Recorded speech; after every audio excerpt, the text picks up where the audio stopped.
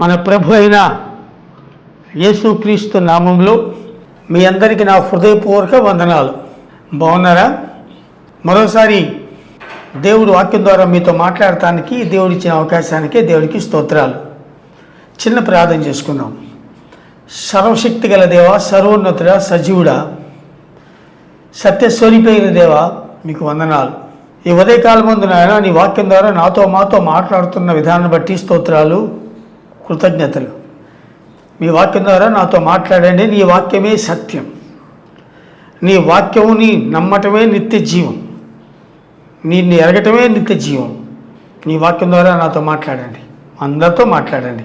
ఆటంకాలన్నీ నజరేయుడైన యేసుక్రీస్తులో బంధిస్తూ పరిశుద్ధాత్మదేవ మీరు సహాయం చేయమని, నాలుగు మీరు ముట్టమని నజరేయుడైన యేసుక్రీస్తు నామములో ప్రార్థిస్తున్నాము తండ్రి, ఆమేన్. మరోసారి మీ అందరికీ నా హృదయపూర్వక వందనాలు. ఈరోజు బైబిల్లో నుంచి ఒక పక్షి గురించి చెప్పుకున్నాం. మన పక్షుల గురించి చెప్పుకుంటున్నాము. ప్రతి పక్షి ద్వారా దేవుడు మనకు కొన్ని నేర్పిస్తున్నాడు, కొన్ని పాఠాలు. కాబట్టి ఈరోజు బైబిల్లో ఒక పక్షి, దానిని క్వేల్ అంటారు. క్వేల్ అంటే తెలుగులో పూరేళ్ళు. ఈరోజు బైబిల్లో పూరేళ్ళు గురించి చెప్పుకుందాం. పూరేళ్ళు వింటున్నారా? పూరేళ్ళు అని ఉంది, అంటే అది ఒక పక్షి. ఇజ్రాయేలీలు ఐగుప్తు దేశం నుంచి వెళ్ళిన తర్వాత బయటకు వచ్చిన తర్వాత 2వ నెలలో, అంటే 45 రోజుల తర్వాత జరిగిన సంఘటన. కాబట్టి అక్కడ దేవుడు మన్నాను కురిపించాడు, మన్నాను తిన్నారు. ఆ తర్వాత ఇజ్రాయేలీలు ఏడ్చారంట, మాంసం కోసం, మాంసం అని ఏడ్చారు. అంటే మిశ్రమ జనాంగం లేదా మిశ్రిత జనాంగం వారి మధ్య ఉండి ఈ మిశ్రిత జనాంగం ప్రేరేపిస్తే ఇజ్రాయిల్ ఏడ్చారు. అప్పుడు దేవుడు ఈ పూరేళ్ళని పంపించాడు. మనకు తెలిసింది వాక్యమే. ముందుగా బైబిల్ నుంచి కొన్ని రిఫరెన్స్ చూడండి. నిర్గమాకాండము 16వ అధ్యాయము 13వ వచనం చదువుదాం. కాగా సాయంకాలమున పూరేళ్ళు వచ్చి వారి పాలెమును కప్పెను. ఉదయమున మంచు. చాలు, ఇక్కడ చూడండి, పాలెము చుట్టూ పూరేళ్ళు వచ్చినాయి అంట. మొదటి లేఖనం చెప్పుకున్నాం కదా, రెండోది చూసుకున్నాం. చూడండి, సంఖ్యాకాండము 11వ అధ్యాయము 31వ వచనం 32వ వచనం చదువుకుందాం. తరువాత యెహోవా సన్నిధి నుండి ఒక గాలి బయలుదేరి సముద్రము నుండి పూరేలు రప్పించి పాలెము చుట్టూ ఈ ప్రక్కను ఆ పక్కను దిన ప్రయాణమంత దూరం వరకు భూమి మీద 2 మూరల ఎత్తున వాటిని పడవేసెను. పూరేళ్ళు రెండోది. కాబట్టి 3వ లేఖనం చదువుకుందాం. చూడండి, కీర్తనలు 105వ కీర్తన 40వ వచనం. వారు మనవి చేయగా ఆయన పూరేలను రప్పించెను, ఆకాశము నుండి ఆహారమునిచ్చి వారిని తృప్తిపరిచెను. అలాగే ఇంకో లేఖనం కూడా చదువుకుందాం. చూడండి, దాంట్లోనే కీర్తనలు 78వ కీర్తన 27వ వచనం. 78వ కీర్తన 27వ వచనం చదువుకుందాం. ధూళి అంత విస్తారముగా మాంసమును సముద్రపు ఇసుక రేణువులంతా విస్తారముగా రెక్కలు గల పెట్టెలను ఆయన వారి మీద కురిపించెను. చూసారా? ఈ 4 లేఖనాలు మీకు చెప్పాను పూరేళ్ళ గురించి. మనకు తెలుసు చాలా సందర్భాలు. పూరేళ్ళు అది ఇజ్రాయెల్ దేశంలో దేవుడు ఐగుప్తు దేశంలో వచ్చిన తర్వాత ఉన్న పూరేళ్ళు. ఈ పూరేళ్ళ గురించి మనం కొన్ని విషయాలు చెప్పుకుంటే, ఈ పూరేళ్ళు దాదాపు ఒక పావురంలాగా ఉంటుంది. అయితే ఇది దాదాపు 150 గ్రాముల నుంచి 200 గ్రాములు ఉంటుంది. అయితే నేను ఒకరోజు ఈ లేఖనాలు చదివిన తర్వాత దేవుడు ఎందుకు ఇజ్రాయేలీలకి పూరేళ్ళే తీసుకొచ్చాడు? ఇప్పుడు జింకలు రమ్మంటే రావా? ఇప్పుడు నోహు కాలంలో దేవుడు పంపించినప్పుడు అన్ని భూజంతువులన్నీ వచ్చినాయి కదా నోహు యొక్క వాడలో. మరి దేవుడు రమ్మంటే దుప్పిలు రావా? దేవుడు రమ్మంటే దున్నపోతులు రావా? దేవుడు రమ్మంటే కోళ్ళు రావా? కానీ దేవుడు ఎందుకు ప్రత్యేకంగా పూరేళ్ళనే వారి మీద కురిపించాడు అని నేను ధ్యానం చేసినప్పుడు, దాని గురించి అసలు పూరేళ్ళ గురించి నేను కొంచెం వివరంగా నేర్చుకున్నప్పుడు కొన్ని విషయాలు నాకు అనుభవంలో నేను తెలుసుకున్నాను. కొన్ని చూసి ఏంటంటే పూరేళ్ళని దేవుడు ఎందుకు పెట్టాడు అంటే, ఈ పూరేళ్ళ ద్వారా దేవుడు మనకు కొన్ని పాఠాలు నేర్పిస్తున్నాడు. అయితే ఈ పూరేళ్ళనే ఎందుకు దేవుడు ఇజ్రాయెల్ మీద కురిపించాడు? ఇప్పుడు ఐగుప్తు దేశం నుంచి వచ్చిన తర్వాత మన్నాను తిన్న తర్వాత మన్నా మాకు వద్దు, మాకు మాంసం కావాలి, మాంసం ఎవరు పెడతారు అని ఏడ్చి ఇజ్రాయేలీలంట మాంసం కోసం ఏడ్చారంట. ఎంత భయంకరం! అయితే ఈ విషయం చెప్పగానే మోషే మండిపోయింది. నేనేమన్నా దేవుణ్ణా? ప్రపంచంలో ఉన్న జంతువులు తీసుకొచ్చి పెట్టాలా? సముద్రం చేపలను తీసుకొచ్చి వీళ్ళకి పెట్టాలా? నేను వీళ్ళని రప్పించారా? దేవుని దగ్గర ఏం అరుస్తున్నాడు మోషే? ఎందుకే మోషే అరుస్తావు? అరవాల్సిందే. అంతమంది జనం ఒకళ్ళ ఇద్దరు 10 లక్షల కాలబలం, మొత్తం దాదాపు 30 లక్షలు ఆ మిశ్రమ జనాంగంతో కూడా. అంటే ఐగుప్తు దేశంలో అద్భుతాలు చూసి చాలామంది ఐగుప్తులు కూడా బయలుదేరారు కొంతమంది. మొత్తం 30 లక్షల మంది. 30 లక్షల మందికి మాంసం నేను ఎక్కడి నుంచి తెమ్మంటావు అన్నప్పుడు దేవుడు, నేను ఉన్నాను కదా అయ్యా, నీకెందుకు? నేను ఉన్నాను కదా, ఎందుకు భయపడతావు అని చెప్పి దేవుడు మాంసాన్ని దేవుడు అంట పూరేళ్ళు రప్పించాడు. ఈరోజు బైబిల్ లేఖనం ఏం చెబుతుంటే ఈ పూరేళ్ళ గురించి మనం కొన్ని నేర్చుకోవాలి, కొన్ని పాఠాలు. ఈ పూరేళ్ళు మనకేమి నేర్పిస్తున్నాయి? మనం నేర్చుకోవాల్సింది అదే కదండి. ఇప్పుడు మనం ఏం నేర్చుకోవాలి? నేర్చుకుంది ఎందుకు నేర్చుకోవాలి? చాలామంది నేర్చుకోరు, చాలామంది వాక్యం వినరు. ఇప్పుడు స్కూల్కి వెళ్ళేవారు చాలామంది స్కూల్కి వెళ్తారు. చాలామంది స్కూల్కి వెళ్ళిన తర్వాత కొద్దిమంది ఎందుకు కలెక్టర్లు అవుతారు, కొద్దిమంది ఎందుకు ఐఏఎస్ ఆఫీసర్స్ అవుతారు, కొద్దిమంది ఎందుకు ఇంజనీర్స్ అవుతారు, డాక్టర్లు అవుతారు. అంటే చదువుకున్నారు. కొంతమంది చదువుకోకుండా 8వ క్లాసు 9వ క్లాసుకే గోడ దూకటమా, లేకపోతే చదువుకోకపోవటమా మానేసి ఉంటే తర్వాత వారు కంట్లు తోముకోవటమే. అంతే కదండి. కష్టపడి చదవాలి కదా. ఇప్పుడు ఏం చదువుకోకుండా మన ముఖ్యమంత్రి గారు చంద్రబాబు గారి దగ్గరికి వెళ్ళి, లేకపోతే ఇంకో మంత్రి దగ్గరికి వెళ్ళయ్యా, నేనేం చదువుకోవట్లేదు, నాకేం చదువు రాదు, నీ స్కూల్లో ఏం చదువుకోను, నేనేం నేర్చుకోను, కానీ నేను పెద్ద డాక్టర్ అవ్వాలి, నాకు డాక్టర్ పోస్ట్ ఇవ్వండి అంటే ఇస్తారా? ఇవ్వరు కదండి. అంతా చంద్రబాబు గారికి తెలిసినా, లేకపోతే పవన్ కళ్యాణ్ గారు తెలిసినా, జగన్ గారు తెలిసినా, లేకపోతే ఇంకా ఎమ్మెల్యేలు ఎంపీలు తెలిసినా, ఎవరు తెలిసినా, ప్రధానమంత్రి మోడీ గారు తెలిసినా చదువు ఉంటేనే కదా నేర్చుకోవాలి, కష్టపడి చదివితేనే. కాబట్టి ఈరోజు మీకు ఏం చెబుతానంటే, మనం నేర్చుకోవాల్సింది నేర్చుకోకపోతే ఎలా? వాక్యం వినాలి. చాలామంది వాక్యం వినరు సరిగ్గా. సగం విని సగం వింటారు. కొంతమంది ఉన్నారు అసలు చెప్పింది పూర్తిగా వినరు. ఇప్పుడు అలా వింటేనే కదండి మనకు బ్లెస్సింగ్. ఒకసారి పాస్టర్ గారు వాక్యం చెబుతూ, బైబిల్లో వాక్యం చెబుతూ ఉన్నప్పుడు చర్చిలో చాలామంది ఉన్నారు. అక్కడ ఇంకొక ఆమె కూర్చుంది. ఒక ఆమె సరిగ్గా విందో, నేను చాలా తెలివిని జ్ఞానం అనుకుంటుంది. ఆమె పాస్టర్ గారు ఒకరోజు చెప్పాడంట, నోహు అట్లు చేసును అని. నోహు అట్లు చేసును అనగానే సరిగ్గా వినాలి కదండి. వినకుండా ఇంటికి పోయిందంట. అమ్మో అవునా అని. ఓహో జలప్రలయం వస్తుందని నోహు అట్లు చేశాడా అని ఇంటికి వెళ్ళి అట్లు రోజు పొద్దున మధ్యాహ్నం సాయంత్రం వాళ్ళ ఆయనకి అట్లు పెడుతుందంట. రోజు అట్లు. ఏంటమ్మా ఇదేంటి అంటే, మా భాష గారు చెప్పారు. ఏం చెప్పారు? నోహు అట్లు చేసుకుని తిన్నాడంట, నీకు కూడా అట్లే పెడతా, ఇదిగో యేసుప్రభు రాబోతున్నాడు, యేసుక్రీస్తు వచ్చేంతవరకు ఇంకా అట్లే అంటుందంట. అట్లు పెడతాం ఏంటి, పాష గారు చెప్పడం ఏంటి? ఆయన మండిపోయి పాష గారి దగ్గరికి, ఏంటి పాష గారండి మీరేం చెప్పారు మా ఆవిడికి అన్నారంట. ఏం చెప్పానయ్యా? ఏంటి మీరు అట్లు చేసుకొని తినమన్నారంట. అట్లు చేసుకోవటం ఏంటి? నేను ఎప్పుడు చెప్పాను? మీరు చెప్పారంట కదండి చర్చిలో. ఏం చెప్పాను? రోజు నోహు అట్లు చేసుకున్నాను అంటే, నేను ఎప్పుడు అట్లు చేసుకోని చెప్పాను అని చెప్పి రమ్మన్నాడంట. ఏమ్మా ఏం తింటే నువ్వే కదండి పాస్టర్ గారు చెప్పారు నోహు అట్లు చేసుకొని తిన్నాడని. అట్లు అట్లు వేసుకొని అట్లు పోసుకొని తింటాం కాదమ్మా. అట్లు అంటే అర్థం ఏంటంటే దేవుడు చెప్పినట్లు చేశాడు అని అర్థం. అట్లా ఇన్నింది.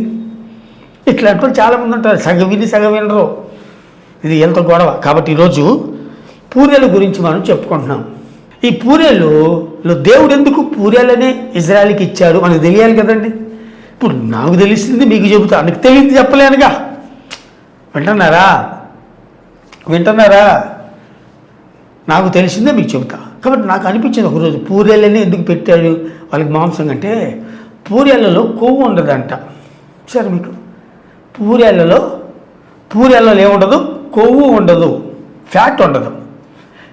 ఈరోజు చూడండి, చాలామంది ఫ్యాట్ చాలామందికి ఎక్కువైపోయి గుండె జబ్బులు రావటం కారణం ఏంటంటే పూరేళ్ళలో కొవ్వు ఉండదంట. అందుకే బైబిల్లో దేవుడు ఏం చెప్పాడు తెలుసా? ఒక మాట చూసుకుందాము. లేవికాండము 3:16 యాజకుడు బలిపీఠము మీద వాటిని దహింపవలెను. చూడండి, క్రొవ్వంత యెహోవాది, అది సువాసన గల హోమరూపమైన ఆహారము. చూడండి, ఈ మాట స్పష్టంగా దేవుడు చెబుతున్నాడు. మీరు కొవ్వునైనను రక్తమునైనను తినకూడదు. గుర్తుపెట్టుకోండి, రక్తము తినకూడదు. చాలామంది రక్తం తింటారంట, తినకూడదు. రక్తము ప్రాణము. రక్తం ఏంటి? ప్రాణం. కాబట్టి రక్తము తినకూడదు. రెండోది, కొవ్వు తినకూడదు. కొవ్వు మంచిది కాదు కదా. అందుకే దేవుడు చెప్పాడు, ఈ పూరేలకి కొవ్వు లేదు. దేవుడు ఎంత గొప్ప దేవుడు అండి. తన పిల్లలు ఆ ఎక్కువ మాంసం కొవ్వు చచ్చిపోతారేమోనని కొవ్వు లేని పూరేలను తీసుకొచ్చాడు. కొవ్వు ఉంటుందంట, పూరేళ్ళలో ఫ్యాట్ ఉండదంట, బ్యాడ్ ఫ్యాట్. అంత మాంసం చాలా మెత్తగా ఉంటుందంట. ఇంత ఉంటుంది ఒక పిట్ట, పూరేళ్ళని పెట్ట ఇంత ఉంటుంది. మీరు స్క్రీన్లో చూస్తారు పూరేళ్ళని పెట్ట ఆ బొమ్మ చూడండి. ఆ బొమ్మ ఎట్లా ఉంటుందంటే, ఆ బొమ్మ ఎలా ఉంటుందంటే ఓ చిన్న ఒక పక్షిలాగా ఉంటుంది, ఒక కోడిలాగా చిన్నది. దాంట్లో ఫ్యాట్ ఉండదు. ఈ మధ్యకాలంలో ఒక అతని గురించి నాకు చెప్పారు, ఫాస్ట్ గారండి. ఆయన ప్రతి ఆదివారం ఒక పొట్టేళ్ళు కొవ్వు తీసుకొని ఆ కొవ్వంతా ఆ నూనెలు అట్లా వేపుకొని తింటాడండి అని చెప్పారు. అట్లా తినేపోయాడు. తర్వాత చనిపోయాడు అతను. ఎందుకు చనిపోయాడు తెలుసా? ఫ్యాట్ తినొద్దు. కూరగాయలు తినండి, దోసకాయలు తినండి, దొండకాయలు తినండి, బెండకాయలు తినండి, ఆరోగ్యమే కదా. మాంసం తినొద్దు నేను చెప్పను, కానీ కొవ్వు తినకూడదు. దయచేసి దేవుడు చెప్తున్నాడు ఈ మాట, కొవ్వు తినొద్దు. పూరేళ్ళ ద్వారా దేవుడు మనకి చెప్పే మొదటి పాఠం ఏంటంటే కొవ్వు తినొద్దు. అంటే కొంతమంది అంటారు, అతను కళ్ళు బాగా కొవ్వెక్కినాయండి అంటారు. అంటే కొవ్వు దానికి 2 పదాలు. ఒకటి మామూలుగా ఒంటికి పట్టే కొవ్వు, రెండోది గర్వము, అహంకారం. అంటే ఈ పూరేళ్ళ ద్వారా దేవుడు మనకి నేర్పిస్తున్న మొదటి పాఠం ఏంటంటే, మొదటిది నెంబర్ 1, అది కొవ్వు లేనిది. కాబట్టి నువ్వు కొవ్వు తినకూడదు, నువ్వు అహంకారంగా, నువ్వు గర్వంగా ఉండకూడదు. నెంబర్ 1 అలా ఉంటే ఎలా? మొదటిది. రెండో చూడండి, దీనిని ద బార్డ్ ఆఫ్ ప్యాసేజ్ అంటారు. ప్యాసింజర్ అంటారు కదండి. ప్యాసింజర్ అంటే అర్థం ఏంటంటే ప్రయాణికుడు. ప్యాసేజ్ అనే మాటకి అర్థం ఏంటంటే ఒక చోట ఉండదు. ఆ పక్షి, ఈ పూరేల పక్షి ఎక్కువ దక్షిణ ఆఫ్రికాలో ఉంటుంది, అమెరికాలో కాలిఫోర్నియాలో ఉంటుంది, ఎక్కువగా బ్లాక్ సీ దగ్గర ఉంటుందంట. అలాగే కొన్ని అరణ్యాల్లో ఉంటుంది ఈ పూరేళ్ళు. మొదటిది, ఇది కొవ్వు లేనిది. కాబట్టి నువ్వు కూడా కొవ్వు అనే మాంసంలో కొవ్వు తినొద్దు, బ్యాడ్ ఫ్యాట్ తినొద్దు, డేంజర్, నువ్వు ప్రాణం పోతుంది, తినొద్దు అని చెబుతున్నాడు దేవుడు. 2, అహంకారంగా ఉండొద్దు, గర్వంగా ఉండొద్దు, తగ్గించుకొని లోబడు అని చెబుతుంది మొదటిది. రెండోది, ఇదంట ఒక చోట ఉండదంట. అంటే అర్థం ఏంటో తెలుసా? నువ్వు ఈ లోకం నీకు శాశ్వతం కాదు. ఈ పూరేడు ద్వారా నువ్వు నేర్చుకునే రెండో పాఠం ఏంటంటే, లెసన్ నెంబర్ 1, నువ్వు కొవ్వు తినకూడదు, దూరంగా ఉంచు వాటిని. ఒక తింటనాగము, ఈ రోజు నుంచి కొవ్వు తినొద్దు, అది నీ గుండెకి మంచిది కాదు, తర్వాత ఆ కొవ్వు నేను చంపుతుంది, అది బ్యాడ్ అనేది మంచిది కాదు. గుడ్ కొలెస్ట్రాల్ ఉంది, బ్యాడ్ కొలెస్ట్రాల్ పెట్టేవి తినొద్దు, అవి మంచిది కాదు అని చెబుతుంది దేవుడు. ఆ పూరేల ద్వారా మనకి లెసన్ ఇస్తున్నాడు. రెండోది ఏంటంటే, దాన్ని ద బర్డ్ ఆఫ్ ప్యాసేజ్ అంటారు. అంటే అది ఒక చోట స్థిరంగా ఉండదు, అంటే స్థిరత్వం లేనిది, అంటే నీకు ఈ లోకం స్థిరమైంది కాదు. చూడండి, హెబ్రీ పత్రిక 11:13 చదువుకుందాం. వీరందరూ అబ్రాహాము, ఇస్సాకు, వీరందరూ ఆ వాగ్దాన ఫలము అనుభవింపకపోయినను దూరం నుండి చూసారా? దూరం చూస్తారా? దూరం చూసి వందనము చేసి తాము భూమి మీద తాము భూమి మీద పరదేశమును పరదేశులము యాత్రికులమునై యాత్రికులమై ఉన్నామని ఒప్పుకొని విశ్వాసము గలవారై విశ్వాసం గలవారే మృతి పొందిరి. చూసారా, భూమి మీద నువ్వు నువ్వు యాత్రికుడవు. యాత్రికుడు అంటే ఒక ఊరిలో ఉంటాడు, కొన్ని రోజులు ఉంటాడు, ఇంకో ఊరు పోతాడు. వారిని ప్రయాణికులు, ప్యాసింజర్స్ అంటారు. ప్యాసింజర్స్ అంటే ఎవరు? ప్రయాణికుడు. ప్రయాణికుడు ఎక్కడ ఉంటాడు? ఈ ఊరిలో దిగుతాడు, ఇంకో ఊరికి దిగుతాడు, ఆ ఊరిలో దిగుతాడు, ఇంకో ఊరికి వెళ్తాడు. అలాగే నువ్వు కూడా ఈ లోకంలో ప్రయాణికుడివి. నువ్వు ఎంత సంపాదించుకొని వదిలిపెట్టి పోవాలి. రెండోది వింటున్నారా? నువ్వు ఎంత సంపాదించుకో, ఎంత డబ్బు సంపాదించుకొని వదిలిపెట్టి పోవాలి. ఎంత బంగారం సంపాదించినా వదిలిపెట్టి పోవాలి. నీ బ్యాంకులో ఎన్ని వేల కోట్లున్నా వదిలిపెట్టి పోవాలి. ఒకరోజు నువ్వు చనిపోతావు. ఎవరు ఉంటారా చనిపోకుండా? చెప్పండి. భూలోకంలో ఎవరైనా సరే నేను ఎప్పటికీ చనిపోనండి అనేవాళ్ళు ఎవరైనా ఉండగలరా? ఎంత జ్ఞానం గలవాడైనా, ఎంత తెలివి గలవాడైనా, ఎంత బలహీనుడైనా, ఎంత బలవంతుడైనా ఎవరో చనిపోవాల్సిందే. కాబట్టి గుర్తుపెట్టుకో, నీ ధనము శాశ్వతం కాదు, నీ పొలాలు శాశ్వతం కాదురా బాబు. ఈ పూజల ద్వారా దేవుడు మనకు నేర్పుకున్న రెండో పాఠం ఏంటంటే, నువ్వు యాత్రికుడివి, నువ్వు పరలోకం యాత్రికుడివి. ఒకరోజు అక్కడికి వెళ్ళాలి. నువ్వు అదిగో పైన పైకి వెళ్ళిపోవాలి. నీ ఆత్మ పైకి వెళ్ళాల. లాజర్లాగా అక్క అబ్రాము రొమ్మును అంటే పరదేశంలో ఉండాలి. పాత్ర మందులో అబ్రాము రొమ్ము అన్నారు. యేసుక్రీస్తు చనిపోయిన తర్వాత వారిని పరదేశ్ తీసుకెళ్ళి, అంతకుముందు అబ్రాము రొమ్ము అంటే పాతాళంలో ఒక భాగంలో ఉన్నారు పరిశుద్ధులు. పాతాళం అనేది ఉంది. పాతాళం ఒక భాగమే మృతుల లోకము అన్నారు. మృతుల లోకము వేరు, పాతాళము వేరు. వీటిలో చాలా విభాగాలు ఉన్నాయి. రాబోయే దినాల్లో ఇప్పటి చెప్పుకున్న పాతాళం గురించి. కానీ పాతాళములో అబ్రాము రొమ్ము అంటే అర్థం ఏంటి? మీకు అర్థం కావడానికి చెబుతున్నాను. అబ్రాము రొమ్ము అంటే అర్థం ఏంటంటే, పాతాళములో అప్పుడు యేసుక్రీస్తు చనిపోకముందు అబ్రాము దగ్గర నుంచి, అంటే ఆది కాండంలో ఆదాము దగ్గర నుంచి యేసుక్రీస్తు వరకు చనిపోయిన పరిశుద్ధులందరూ కూడా రెండు భాగాలు. ఒకటి పాతాళం అనగా పాతాళం, ఒకటి మృతుల లోకము అన్నాడు. ఇప్పుడు పాతాళం అంటే రక్షించబడని ఆత్మలు పాతాళంలో వేదన పడుతున్నారు. అంటే చనిపోయిన ధనవంతుడు పాతాళంలో వేదన పడుతున్నాడు, లాజరు మృతుల లోకంలో విశ్రాంతి తీసుకుంటున్నాడు అని అర్థం చెప్పడానికే దేవుడు యేసుక్రీస్తు చెప్పాడు. అబ్రాము రొమ్ము అంటే మృతుల లోకము. అంటే చనిపోయిన పరిశుద్ధులు మృతులయ్యారు, తర్వాత వారు పరిశుద్ధులు లేబడి వాళ్ళు తీసుకెళ్ళి పైకి తీసుకెళ్ళి పరదేశంలో వాళ్ళు సెట్ చేసేసి ఆ దేవుడు. ఇది బైబిల్లో చెప్పిన మాట. అంతకుముందు పాతాళంలో కిందే ఉండేది. పరిశుద్ధులు కూడా ఒక ఒక ఒక భాగంలో, అంటే పాతాళం ఒక భాగంలో ఉండేవాళ్ళు కిందే. తర్వాత యేసుక్రీస్తు చనిపోయిన తర్వాత ఆయన మహిమశైలిలో లేచేటప్పుడు చాలామంది పరిశుద్ధులు యేసుక్రీస్తు లేచి పరదేశం వెళ్ళిపోయారు. అక్కడ తీసుకెళ్ళి పెట్టారు పరదేశంలో పరిశుద్ధుల్ని. సో ఇది కాబట్టి నువ్వు చనిపోయిన తర్వాత నువ్వు పాతాళంలో ఉంటావా, నువ్వు పరదేశంలో ఉంటావు అనేది ఈ లోకంలో నువ్వు జీవించే జీవితాన్ని బట్టి ఉంటుంది తప్ప నీ డబ్బుని బట్టో నీ బంగారాన్ని బట్టో ఉండదు. ఎందుకంటే దేవుడు లంచం తీసుకోరు కదా. ఇక్కడైతే లంచం ఇవ్వచ్చు, కానీ పరలోకంలో లంచం ఏమిస్తావు? నీ ఇష్టానుసారంగా నువ్వు జీవిస్తూ నీ ఇష్టానుసారం నువ్వు బ్రతుకుతుంటే తద్వారా నువ్వు లోకంలో పడి పతనమైపోయి నాశనమైపోయి నరకంలోకి వెళ్తావు కదా. అందుకనే దేవుడు చెబుతున్నాడు, నువ్వు పరదేశుడివి, నువ్వు యాత్రికులు. అభినవతి చెబుతున్నాడు, దూరం చూసి వందనం చేసి తమ యాత్రికులము పరదేశంలో ఒప్పుకున్నారు అంతే. కాబట్టి నువ్వు కూడా గుర్తుపెట్టుకో, నీకు ఎంత డబ్బున్నా నీకెంత బంగారం నువ్వు వదిలిపెట్టిపోవాలి. కాబట్టి పూరెళ్ళులో నీకు చెప్పే మొదటి లెసన్ ఏంటంటే, నువ్వు కొవ్వు తినొద్దు, గర్వంగా ఉండొద్దు, అహంకారంగా జీవించొద్దు. నీకు కొందరితో దేవుని స్తుతించు, ఇచ్చిన దాన్ని బట్టి కృతజ్ఞతలు చెల్లించి 10 మందికి సహాయం చేయి, 10 మందికి మేలు చేయటం ప్రయత్నించే. రెండోది, నువ్వు పరదేశివి కాబట్టి ఈ లోకంలో నువ్వు ఎంతకాలం బతికినా ప్రపంచ ప్రఖ్యాతిగాంచిన ఫుడ్ తిన్నా నువ్వు చనిపోతావు. నువ్వు బంగారు పల్లెలు అన్నం తిన్నా, బంగారు ఉయ్యాలు ఊగినా, లేకపోతే నువ్వు వజ్ర వైఢూర్యాలు కలిగిన ఇంట్లో నివసించినా, లేకపోతే డబ్బు కట్ల మీద పడుకున్నా నువ్వు ఒకరోజు చనిపోతావు. అయితే నీ ఆత్మ పరదేశ పాతాళమా డిసైడ్ చేసేది ఈ లోకంలోనే నీ యొక్క జీవిత విధానాన్ని బట్టి. కాబట్టి గుర్తుపెట్టుకో. రెండోది. మూడోది, ఈ పూజల ద్వారా మనం నేర్చుకోవాల్సిన పాఠం ఏంటంటే, ఈ పూజలు దేవుడి కోసం తను సమర్పణ చేసుకున్నారు.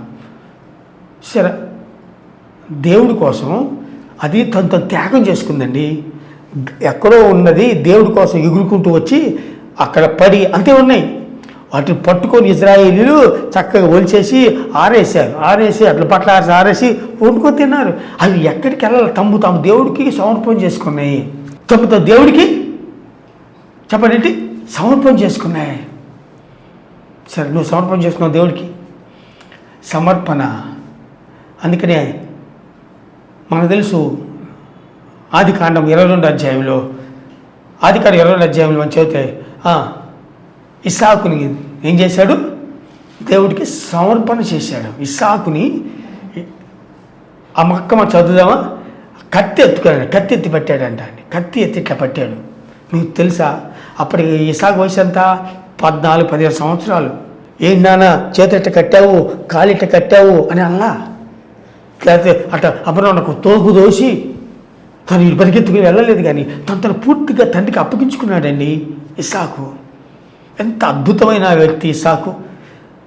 కత్తి పట్టుకుంటే చంపటానికి ఇస్సాకు ఏం మాట్లాడతాను? నీ ఇష్టం నాన్న, నేనే గొర్రె పిల్లనా, సర్లే దేవుడి స్తోత్రం అని తను అర్పించుకున్నాడు. నువ్వు దేవుడికి సమర్పణ చేసుకున్నావా? పూర్తిగా నేను దేవుడికి అప్పగించుకున్నావా? నేను నా జీవితాన్ని నా ప్రభుకి అప్పగించానన్నాడు పేతురు. నా జీవితాన్ని, నా బ్రతుకుని దేవుడికి అప్పగించి ఆయన కోసమే జీవిస్తానన్నాడు పౌలు. పౌల్లో నువ్వు జీవిస్తున్నావా? పౌల్లో నువ్వు బ్రతుకుతున్నావా? నా మట్టుకైతే బ్రతుకుడు క్రీస్తే, చావైతే లాభము అన్నాడు పౌలు. నువ్వు అలాంటి అనుభవం కలిగి ఉన్నావా? బతికితే క్రీస్తు కొరకే బతుకుతా, నీతిగా యథార్థంగా బతుకుతా, పరిశుద్ధతతో బతుకుతా, మోసం చేయను, ఈ లోక సంబంధ వారితో జీవించను, నేను దేవుడి కోసం బతుకుతాను అని నిన్ను పూర్తిగా అర్పించుకున్నావా దేవుడికి? పూరేళ్ళు తను అర్పించుకున్నారు దేవుడికి. దేవుడి మా ఆటకి అవి ఏం చేసినాయంటే అర్పించుకుని ప్రాణత్యాగం చేసింది, ఎగిరిపోలా. ఎంత అద్భుతమైన అనుభవం. కాబట్టి పూరేల గురించి మనం చెప్పుకోవాల్సింది అదే, బైబిల్లో మనం చెప్పుకోవాల్సింది అదే. మొదటిగా పూరేల ద్వారా దేవుడే నేర్పిస్తాడంటే పూరేళ్ళలో కొవ్వు ఉండదు. కాబట్టి నువ్వు కూడా కొవ్వు అనేది తినకుండా నీ ఆరోగ్యం కాపాడుకోవాలా. అన్నీ తిని దేవా కాపాడేంటి అట్లా నువ్వు తాగుతూ, నువ్వు విచ్చలవిడిగా తింటూ, అపవిత్రమైన నవ్వులుతూ, అపవిత్రమైన తాగుతూ, ఇష్టానుసారంగా జీవిస్తూ ప్రభువా నువ్వు స్వస్థపరిచినట్టు ఎలా దేవుడు స్వస్థపరుస్తాడు? ఆరోగ్యం కాపాడుకోవాలి కదా, కాపాడుకోవద్దా? చెప్పండి. అవును, కాపాడుకోవాలి. కాబట్టి ఈరోజు బైబిల్ చెబుతున్న లేఖనం అదే. తర్వాత అది ఎంతో విధేయత కలిగినవి. పూరేళ్ళు ఎంతో విధేయత కలిగినవండి. అందుకే దేవుడు చెప్పినట్టుగా దేవుడి మాటకు లోబడ్డాయి. అదిగో మీరు వెళ్ళండి, మీరు వెళ్ళి ఆ ఇజ్రాయెల్కి చంపేస్తారు, మిమ్మల్ని వండుకొని తింటారు అంటే లోబడ్డాయి పక్షులు దేవుడికి లోబడ్డాయి. మనుషులు లోపడతా వచ్చింది అది. దేవుడు చెప్పినట్టుగా పక్షులు వింటున్నాయి, దేవుడు చెప్పినట్టుగా జంతువులు వింటున్నాయి, దేవుడు చెప్పినట్టుగా పురుగులు వింటున్నాయి, కానీ మనిషి వింటలా. దేవుడు పోలిక ఉన్న మనిషి ఇష్టానుసారంగా జీవిస్తున్నాడు, హద్దు ఆపు లేకుండా జీవిస్తున్నాడు. నా ఇష్టం నాది, నా బ్రతుకు నాది, నా ఇష్టంగా నేను సంపాదించా, నా ఇష్టంగా తింటా, నా ఇష్టంగా తాగుతా, నాకు దేవుడు ఎవరు అని విచ్చలవిడిగా జీవిస్తూ, హద్దు ఆపు లేకుండా జీవిస్తూ, మృగవాంఛ కలిగి మనుషులు పాపంలో పడి కొట్టుకుపోయి నరకానికి పోతున్నారు. అది దయాపూర్వకమైన చిత్తం కాదు కదా, అది దేవుని చిత్తమా చెప్పండి. ఈరోజు నేను చెప్పే మాట ఇదే. నువ్వు పూరేళ్ళలాగా నువ్వు నేర్చుకోవాల్సింది ఏంటంటే, ఆ పూరేళ్ళు నీ దేవుడు ఇజ్రాయెల్కి ఇచ్చాడు. ఎందుకు ఇచ్చాడు? వాళ్ళు బాగా తిని మంచిగా ఇచ్చాడు. అయితే ఆ పూరేల ద్వారా మనం నేర్చుకునే పాటలు ఈ 4 పాటలు గుర్తుపెట్టుకోండి. మొదటి పాఠం ఏంటి? కొవ్వు తినొద్దు. గుర్తుపెట్టుకోండి, కొవ్వు తినొద్దు. కొవ్వు మంచిది కాదండి, తినొద్దు. డాక్టర్ వాళ్ళు చెబుతారు కదా, కొవ్వు తినొద్దు నాయనా, బ్యాడ్ కొలెస్ట్రాల్ అని తినొద్దు. నీ ఆరోగ్యం కాపాడుకో, నీ గుండె కాపాడుకో, నీ లివర్ని కాపాడుకో. రెండోది, గర్వంగా అహంకారంగా ఉండొద్దు. నీకు ఇచ్చిన వాటి బట్టి దేవుని స్తుతించు. ప్రభా తల్లిగారు దిగంబరికి వచ్చానయ్యా, తిరిగి దిగంబరిగా నీ అందుకు వచ్చేస్తానయ్యా, నేను ఏమి తీసుకురాలేను, ఏమి తీసుకెళ్ళలేను అని గమనించు. నువ్వు ఏమి తీసుకెళ్ళగలవు చెప్పు? ఏమి తీసుకెళ్ళగలవా? సరే, గుండె శుద్ధి తీసుకెళ్ళగలగా, కనీసం ఇదిగో ఈ గుండెని తీసుకెళ్ళగలవా? నువ్వు చనిపోయిన తర్వాత వారి విధాలు బట్టి పూర్తి చేస్తారు, కాల్చేస్తారు, అంతే కదా. ఈ పనికిమాలి ధ్యానం గురించి ఇంత విచ్చలవిడి జీవితం, ఇంత విచ్చలవిడి బ్రతుకు, ఇష్టానుసారం జీవించడం, దేవుడు ఆజ్ఞకి లోబడి కూడా విధేయత కలిగకుండా జీవించటం దేవుని చిత్తమా? కాదు. కాబట్టి ఈరోజు నేను చెప్పిన మాట 2 విషయాలు చెప్తాను. మొదటిది, పూరేళ్ళ వల్లే అది ఫ్యాట్ లేనిదిగా ఉన్నట్టుగా నువ్వు కూడా ఫ్యాట్ తినొద్దు, అహంకారంగా ఉండొద్దు, గర్వంగా ఉండొద్దు, కళ్ళు నెత్తుకొచ్చినట్లుగా మాట్లాడొద్దు. ఎందుకంటే ఒకరోజు అన్ని విడిచిపెట్టిపోతావు. నీ క్రియలే నీ అమ్ముడు వస్తాయి, నీ మాటలు కాదు, నీ క్రియలు వస్తాయి. నీ జీవితం నీ ఇక్కడ భూలోకంలో ఏమి జీవించావో అక్కడ దేవుడు లెక్క చెప్పాలి నువ్వు ఒకరోజు. కాబట్టి ప్రియ సహోదరి సహోదరుడా, పూరేళ్ళు కొవ్వు లేనివి కానీ నువ్వు కొవ్వు లేని కావు అంటే గర్వంగా అహంకారంగా ఉండకుండా జీవించు. 2 పూరేళ్ళు ఏం చెప్పండి, ఆ పూరేళ్ళు రెండో విషయం మనం చదువుకుని పోతే పూరేళ్ళు మనల్ని ఏం చెబుతాయి, యాత్రికులు మీరు, అవి కూడా ఒక చోట ఉండవు, అక్కడెక్కడ తిరుగుతూ ఉంటాయి. ఒక స్థిరత్వం లేనిది అంటే ఉండవు, ఒక చోట ఉండవు. అలాగే ఈ లోకంలో ఒక యాత్రికుడివి, నువ్వు ఒక పరదేశివి, ఒకదాన్ని వదిలిపెట్టిపోవాలి, ఎంత సంపాదించినా ఒట్టి చేతులతో వెళ్ళాలి అని అలెగ్జాండర్ లాగా ఉండాలి. నువ్వు కూడా అన్ని సంపాదించి ఒట్టి చేతులు పోయిన అలెగ్జాండర్, అలాగే నువ్వు అలా ఒట్టి చేతులు వెళ్ళిపోవాలి. కాబట్టి గుర్తుపెట్టుకో. 3వది దేవుడికి లోబడ్డాయి, సమర్పణ చేసుకున్నాయి. అలాగే నువ్వు కూడా ఈ 4 అనుభవాలు కలిగి పూరేళ్ళ గురించి నేర్చుకుని నీవు ఈ పూరేళ్ళు అనేది నీ జీవితంలో నువ్వు ఒక పూరేళ్ళ వల్ల నువ్వు కూడా గర్వం లేనివాడిగా, అహంకారం లేనివాడిగా, ఈ లోకం ఎంత సంపాదించినా చనిపోతాను కాబట్టి నేను యేసుప్రభు కలిగి ఉండాలి, నేను యేసుప్రభుతో ఉండాలి, యేసుప్రభు చెప్పినట్టుగా విధేయత కలిగి ఉండాలి, యేసుప్రభు చెప్పినట్టుగా నమ్మకంగా ఉండాలని చెప్పుకుంటూ, అలాగే నిన్ను పూర్తిగా దేవుడికి అర్పించుకుంటూ సమర్పణ చేసుకుందాం. అలా ఉండటానికి దేవుడి వాక్యం మనకు సాయం చేయను గాక. ఆమె చిన్న ప్రార్థన చేసుకుందాం. ప్రభానికి వందనాలు, స్తోత్రాలు. నీ వాక్యమే సత్యం, నీ వాక్యం ద్వారా నాతో మాతో మాట్లాడాను ప్రభా. పూర్యాల వల్ల మేము కూడా అయ్యా ఆ పూర్యలు ఏ విధంగా ప్రభా కొవ్వు లేకుండా ఉన్నాయో మేము కూడా గర్వంగా అహంకారంగా ఉండక సంపూర్ణ సమర్పణ చేసుకుంటూ భూమి మీద యాత్రికులు అని తెలుసుకొని విధేయత కలిగి జీవించే కృప నాకు మాకు అందరికి అనుగ్రహించి మేము తెచ్చుకోమని, అలాగే వాక్య బిడ్డల జీవితాల్లో సమాధానం, సమృద్ధి, దీవెన, ఆశీర్వాదం అనుగ్రహించి వాళ్ళకి ఏ కీడు రాకుండా కాపాడి మేము తెచ్చుకోమని కోరుకుంటూ నజరేయుడైన యేసుక్రీస్తు నామములో ప్రార్థిస్తున్నాము తండ్రి, ఆమేన్. మన తండ్రి అయిన దేవుని ప్రేమ, మన కుమారు యేసుక్రీస్తు కృప, పరిశుద్ధాత్మ దేవుడు ఇప్పుడు ఎలా ప్రసుదాకలు తోడైండి దీవెన, ఆశీర్వాదం, మేలు, కృప సముద్రాన్ని గురించి తన మాత్రమై తెచ్చుకొనుగాక. ఆమేన్, ఆమేన్, ఆమేన్. అందరికీ వందనాలు. దేవుడు మేము దీవించి ఆస్వాదించిన గాక. మరొక వారం మరొక పక్షం గురించి చెప్పుకుందాం. రాబోయే దినాల్లో ఇవన్నీ అయిన తర్వాత దేవుడి చిత్తమైతే ఇక ఇజ్రాయెల్ దేశం, ఇజ్రాయెల్ యొక్క చరిత్ర గురించి చెప్పుకుందాం. ఇజ్రాయెల్ ఎవరు, ఇజ్రాయెల్ చరిత్ర ఏంటి, హిజ్బుల్లా ఎవరు, అన్నీ మొత్తం ఇజ్రాయెల్ యొక్క హిస్టరీ మొత్తం ఫస్ట్ నుంచి లాస్ట్ వరకు చెప్పుకుందాం. అందరికీ వందనాలు. దేవుడు సమృద్ధిగా దించి గాక. God bless you all.